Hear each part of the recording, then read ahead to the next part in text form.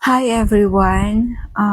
Share ko lang ang aking testimony na nangyari last month. Actually, this is a big testimony. At noong July, may nangyari sa akin hindi maganda na dapat nakaklose ako ng 4 lots pero biglang nawala po sa akin yun.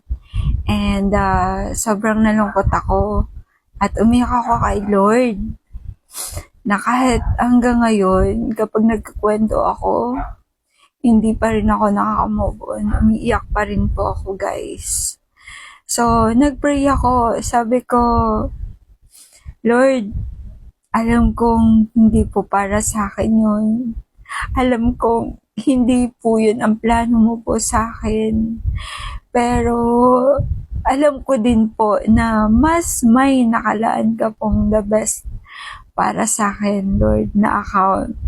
Big account. At naniniwala ako doon. Sabi ko, naniniwala ako doon, Lord, na FE talaga ang ipapalit mo sa akin doon, Lord. Sabi ko sa kanya, nagbe-pray ako ng ganyan.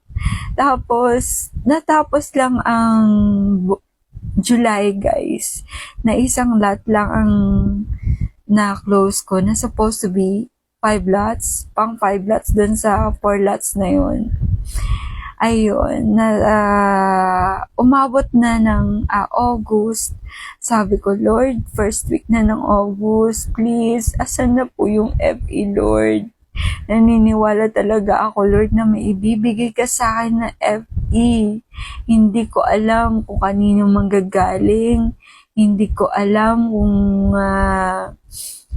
saan or kailan. Pero naniniwala ako, Lord. Tapos, nung August 6, tumawag sa akin yung referrer ko, guys. Sabi niya, i-meet natin yung client. Kasi kailangan nating i-meet, kailangan ipaliwanag, ganyan. So, to make the story short, na-meet namin yung client at eto nga po yung bini-video ko. Eto nga po yung nasa video ngayon na napapanood nyo. At yun, bali naka-close ako ng big chapel, yung pinakamalaking chapel talaga sa Eternal Santa Rosa, yung na-close ko, guys.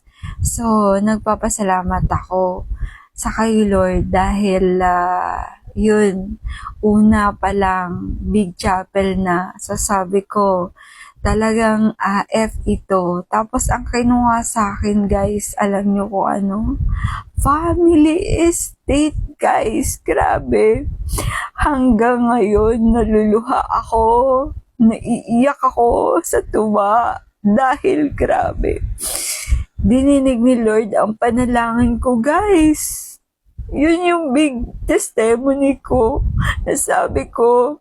At saka pinamis ko pati sa kanya na, Lord, kapag binigay mo talaga sa akin yun, Lord, yung FE, magta-testimony talaga ako, Lord. Sabi ko, ipagsisigawan ko yung pangalan mo sa buong mundo, sa lahat ng social media account ko. Pagsisigawan ko yun, Lord, na hindi kita kinahihiya. Kasi sobrang blessing na binigay mo sa akin. Sabi ko, kaya eto, guys, eto ngayon yung ginagawa ko na content para to kay Lord, guys. Kasi binigyan niya ako ng ng yung answered prayer ko. Grabe, hindi ako makapaniwala. Sobrang powerful talaga ni Lord, guys, kapag humingi ka sa Kanya. Alam niyo yun? Yung parang, tapos, yun nga, guys, naging top 1 pa ako. At sobrang nagpapasalamat talaga ako sa kanya, kay Lord.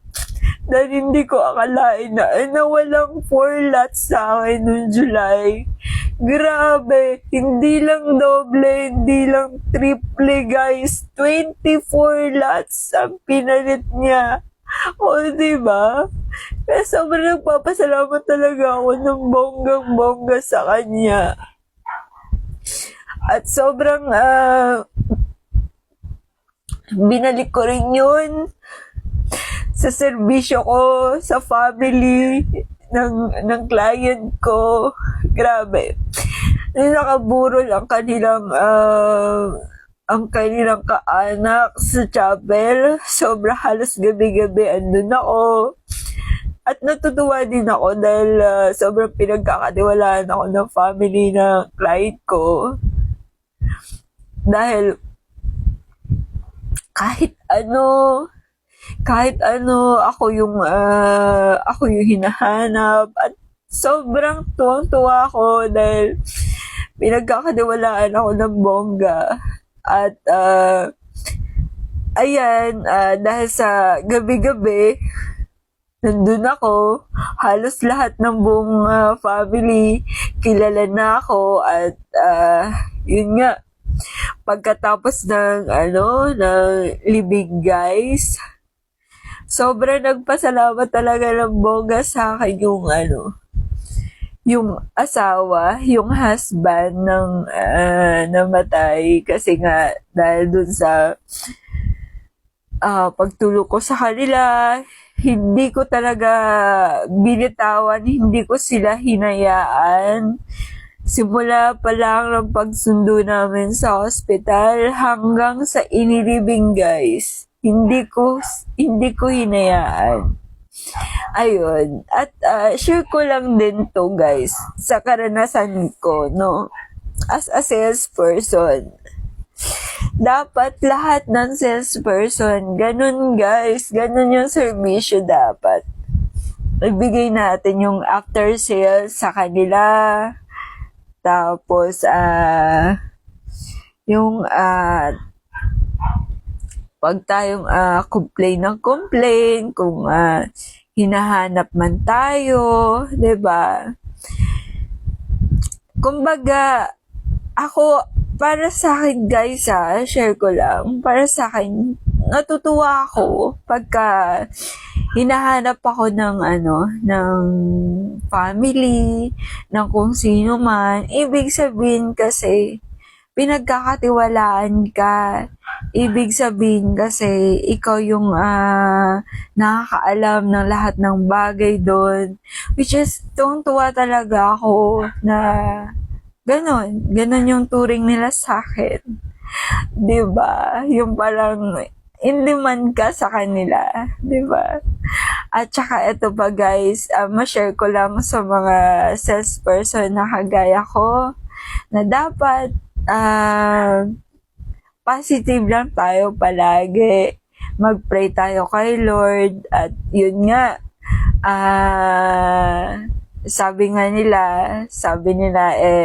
may kasabihan pala na yung August daw is ghost month.